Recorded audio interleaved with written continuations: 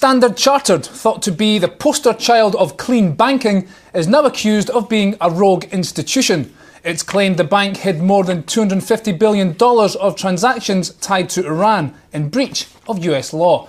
Let's hear now from James Bevan. He's Chief Investment Officer at CCLA Investment Management from the London Stock Exchange.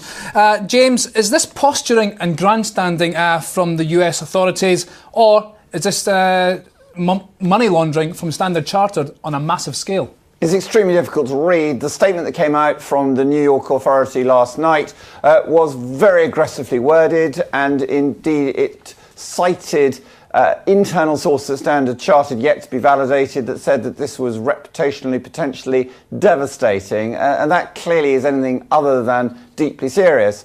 Standard Chartered have responded this morning and said that this completely overstates the position. They believe that instead of $250 billion, it's about $14 million that was outside of permitted activities. Well, that's something of a discrepancy, to say the least. Now, Standard Chartered could lose its New York State licence. How big a deal would that be? That would be very substantial. The real challenges, of course, are what other regulators would step into the fray and say, well, actually, you have broken all sorts of global rules on money laundering. At the moment, I think the market's view is that there is far more likely to be a fine, although it's very clear that the two sides are so far apart in terms of determining the scale of the challenge that we have a lot further to go. And indeed, it's unlikely we will see any real clarity until the 15th of August when Standard Chartered meets with the New York Authority.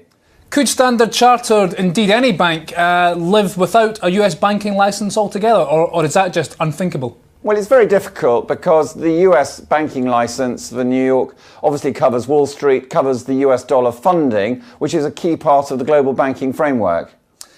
Will Standard Chartered recover from this, and if so, how? Well, I think there are two separate issues here. There is what is Standard Chartered going to do as a bank, and their results last week were extremely impressive, and I think that most people who came out believe that the management statement was confident, forward-looking and optimistic, and that gave considerable cheer to the optimists.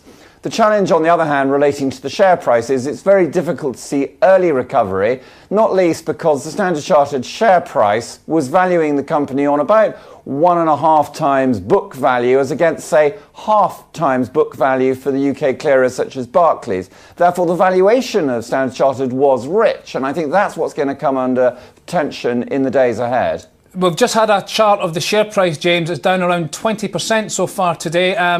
From what you're saying there, I would gather that it's got more to fall still before you think you would buy it. Well, it may, and indeed, when one looks at the volume today, there are a lot of people actually physically selling. This is not brokers simply marking down the price to dissuade people from participating. These are real orders going through the market. OK, James, thank you very much. My thanks there to James Bevan of CCLA Investment Management. There's more on Reuters.com and inside our platform, and join us throughout the week for Reuters Today, a snapshot of the latest world news and market headlines. I'm Jamie McGeever. This is Reuters.